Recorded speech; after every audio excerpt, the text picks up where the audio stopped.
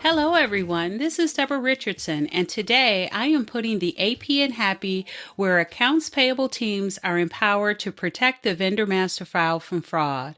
This podcast will give a voice to accounts payable team members by talking about the growing reality of cyber attacks in their world and which vendor setup and vendor management techniques they can apply to protect the vendor master file from fraud. Need training? Visit the Vendor Process Training Center to enroll in your choice of weekly live and on-demand training sessions. Plus, get access to vendor setup form templates and reference tools that will help you and your team to reduce the potential for fraud, compliance fines, and just overall bad vendor data. So sign up for a free account to get access to free training sessions, vendor process FAQs, and a resource library with information you need to manage your vendor master file. Visit training.debrarrichardson.com today. The link will be in the show notes. If you are already performing the confirmation call for vendor bank changes, are you already compliant with the upcoming Nacha ACH fraud monitoring rule with a March 2026 deadline? Keep listening.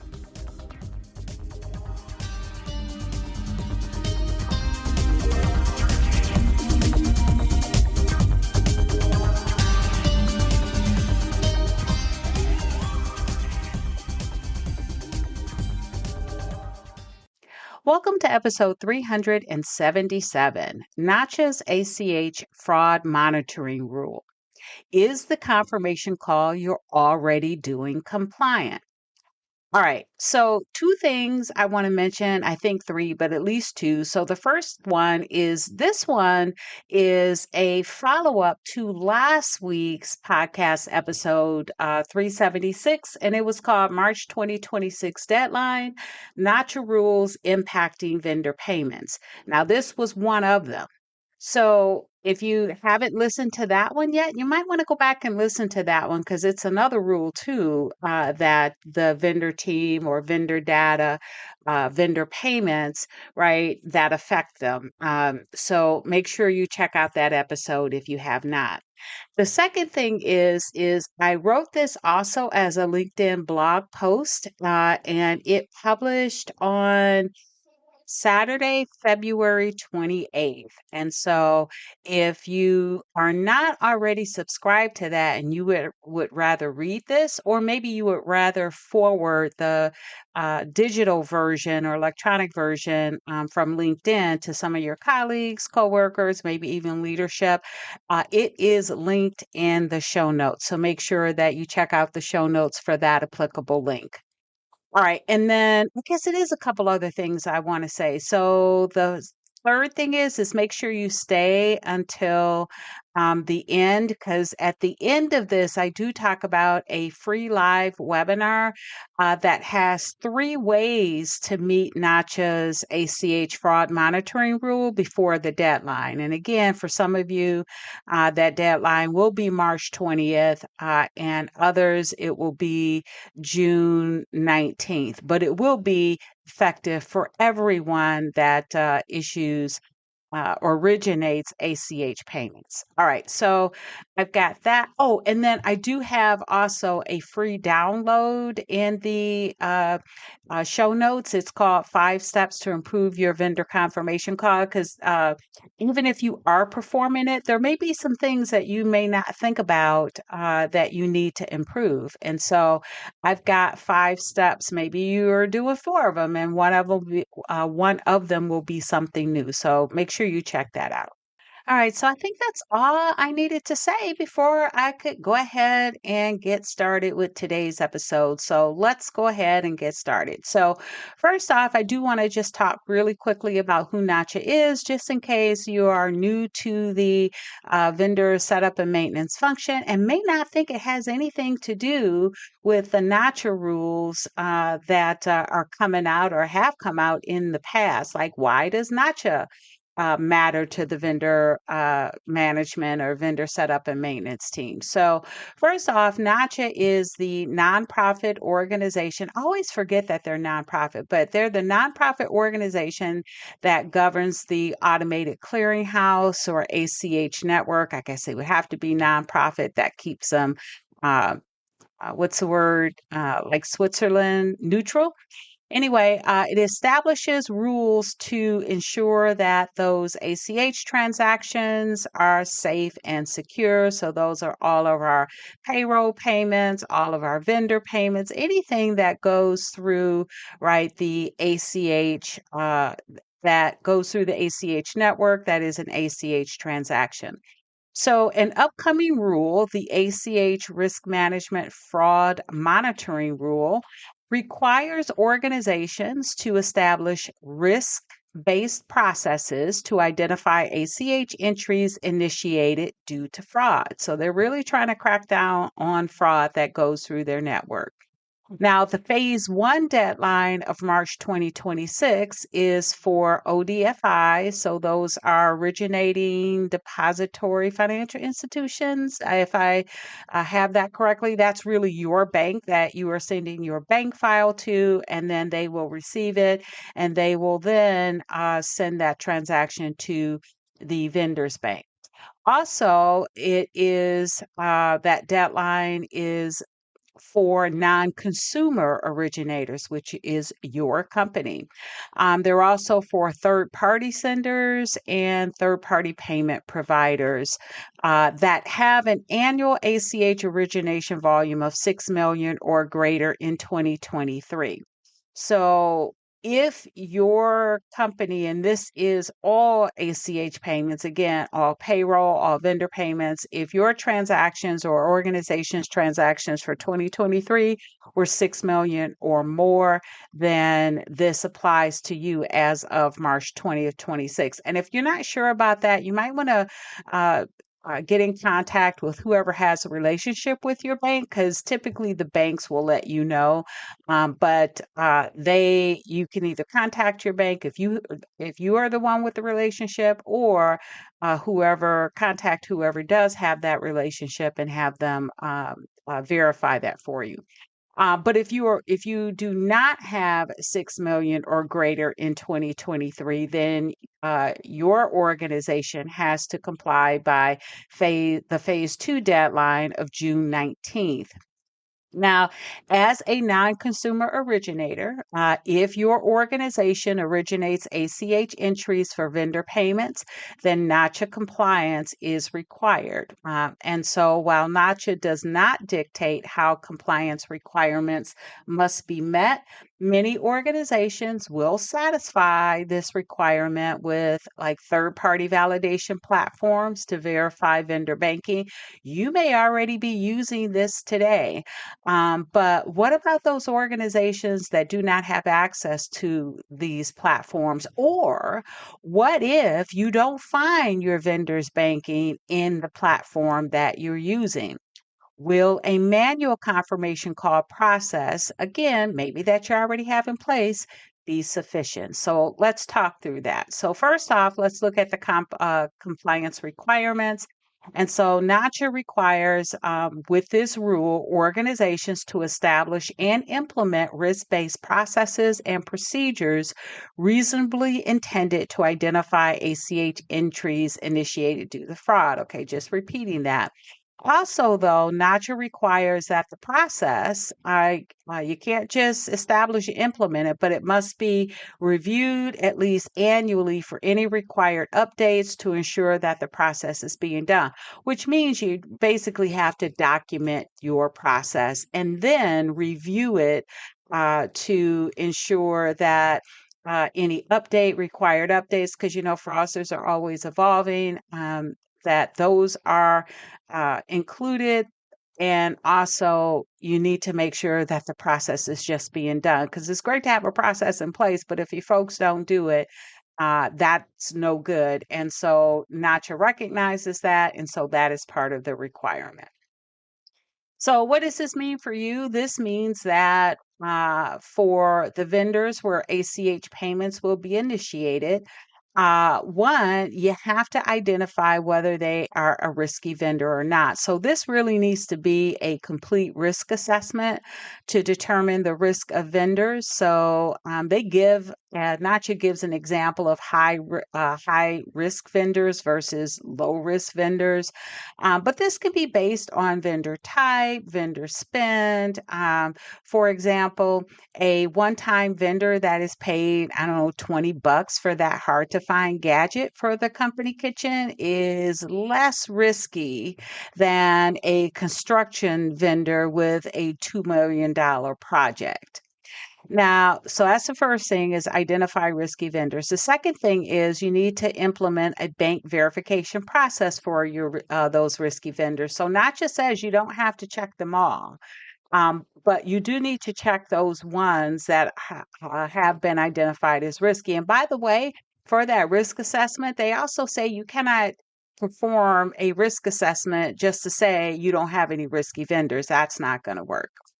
So, for those vendors that are deemed risky, high risk, you need to implement a process to verify that the bank details collected from the vendor are valid. This means at vendor setup and at existing vendor change. And when I say valid, I mean that they belong to the vendor, that they are not fraudulent banking details.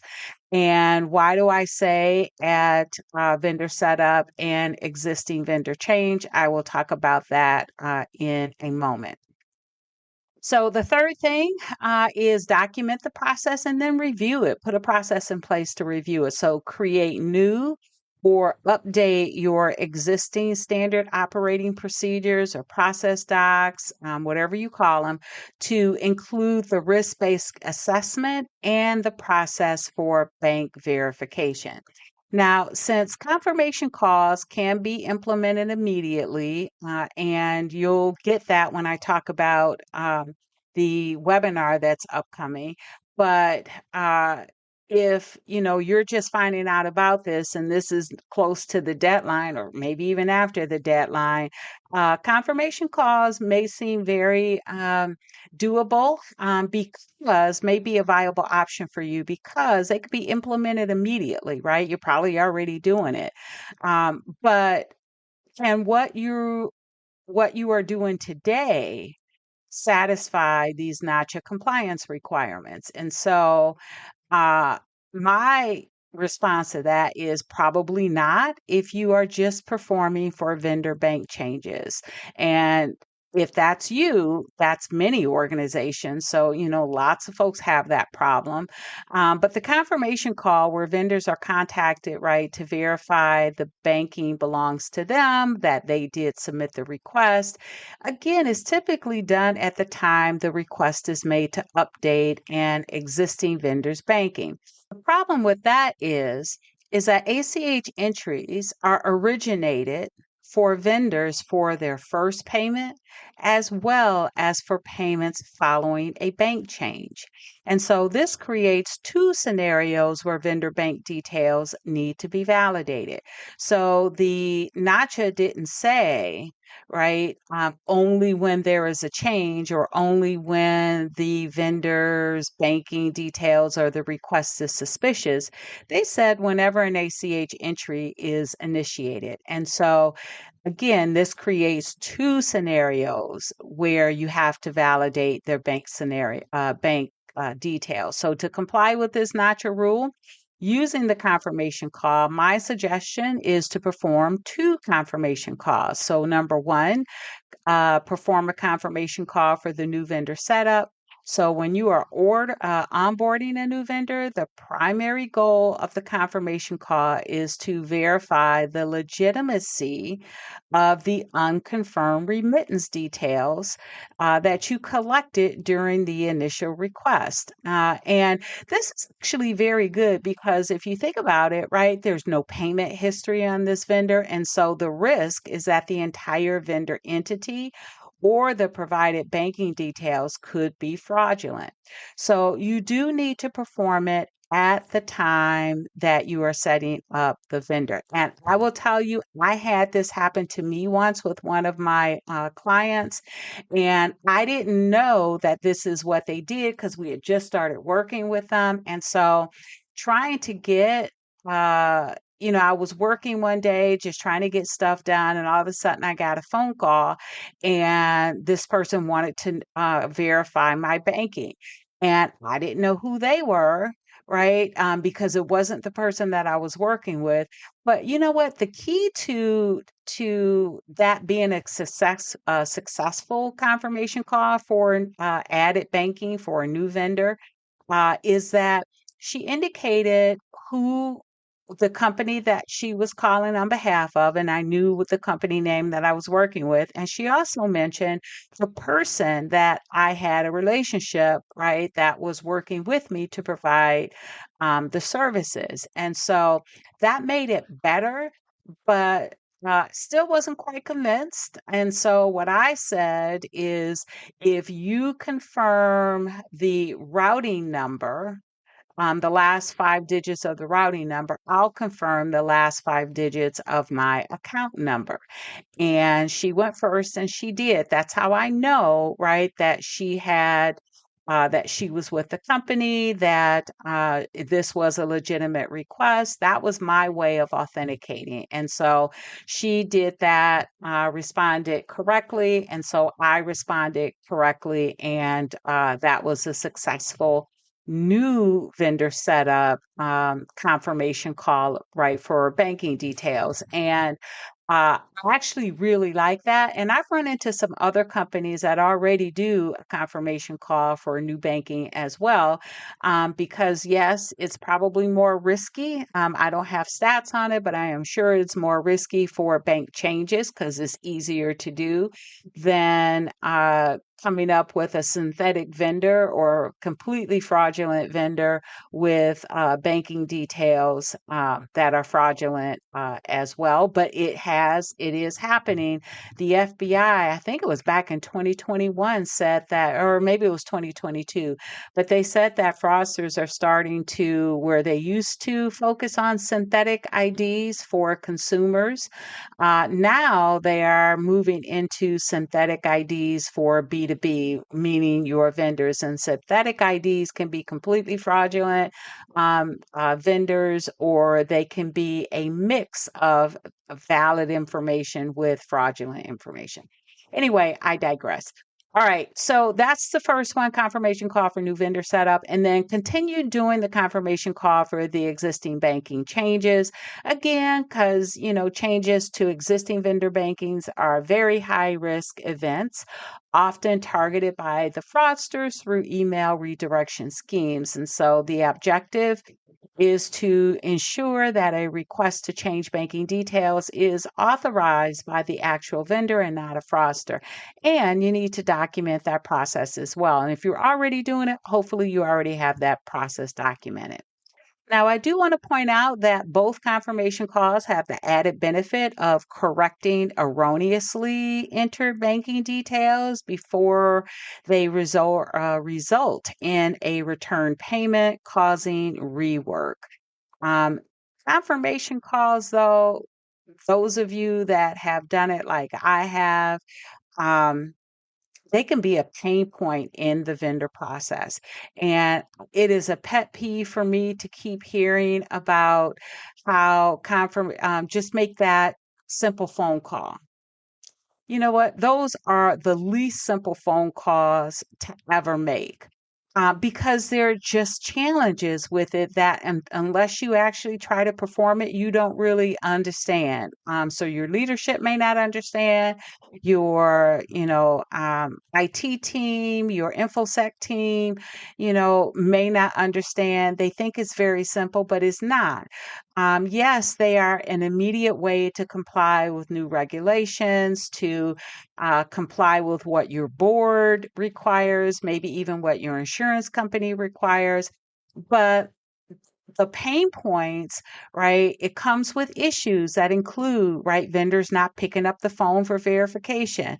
Maybe you don't even have the right contact information for the vendors. And if you try to Google it or, go on an internet browser and try to find them, then the fraudsters are really taking over that area because they have already created a spoof website. They have already paid for advertising. They know SEO and they've gotten their spoofed website with their contact information up on the top of the results. And so I used to hear all the time how some teams would get this information in, right? The contact information, the website, the telephone number, and everything on their vendor setup forms. And then they would go to Google or whatever to validate it. Yeah, you can't do that anymore because you really can't trust the results. You have to get it as a result of collecting it from the actual vendor during that vendor process or onboarding process when they're working with your buyer, when they're working with your internal team member. Anyway, so lack of valid contact information, even if you have it, the vendors don't pick up the phone. And then here recently, what I have heard from practitioners is even when they do get to the right people, the vendors folks have been told, or the vendors team members have been told not to validate banking over the phone, because again, going back to that phone call that I had, vendors, when you call them, they don't know who you are either, right? They may not know who you are. And so vendors they are trying to avoid fraud as well. And so they don't want fraudsters calling them on the phone and confirming banking. And so for all they know, you could be a fraudster. So you have to do things a little bit differently in order to alleviate those types of pain points to make sure that that confirmation call is valid. And so, if you want some steps, specifically 5 steps, to make that confirmation call better, I have a free download called 5 Steps to Improve Your Vendor Confirmation Call. And so I put a link to that in the show notes. But in addition to that, I will go over some of those steps during a free webinar that I have upcoming March 12th, 2026. So it's from 1 to 2 Eastern time. And if you can't make that time and can't, attend live, no problem. You can register and we'll send you the recording and all of the handouts. And during that webinar, I'll not only talk about a better way to do the confirmation call, but I have 2 other ways that you can last minute, right, comply with that Nacha rule. So I'm going to put a link to that, again, free webinar in the show notes. And if for some reason, you are listening to this after the webinar, I am probably going to make that a podcast episode. But if I don't remember to come back to the uh, show notes and update the webinar link with the recording link, the recording will be available for you to register and watch as well. Just go to the Vendor Process Training Center. There is a link in the show notes and go to the webinar page and it'll be there. If I didn't remember to come back and update the live webinar link with the recording link. But if you're listening to this before March 12th, you should be able to go to the show notes and click on that link and register. Now, what else are we going to talk about during this webinar? So first off, it's called Last Minute Compliance: 3 Ways to Meet Nacha's ACH Fraud Monitoring Rule. before the deadline. And some of the immediate takeaways uh, are what is the new Nacha monitoring rule? How does it apply to organizations and the consequences of non-compliance? So we talking about IRS fines. We didn't see anything yet. Also, why old or no fraud prevention methods are no longer good enough and what NACHA requires for verification, steps to implement an enhanced internal control phone verification process, steps to implement a micro entry verification process, and then demo of an automated bank account ownership validation process. And that will be done by vendor info. Now, lastly, we'll talk about why an automated process is the best method for compliance to reduce risk and improve efficiency. So, when you get off of this webinar, at the end of it, you should have a great idea of how you are going to comply, one that you can use immediately. And then two additional ones that you might want to work on in the background that you might want to switch to, because we all know, again, even though will have an enhanced process for that confirmation call, it's still very manual, and it still may take some time for your vendors to pick up if they pick up at all. All right, so I think that is the end of the episode today. So we talked about the NACHA's fraud monitoring rule, which you either have to comply with by March 20th or June 19th of 2026.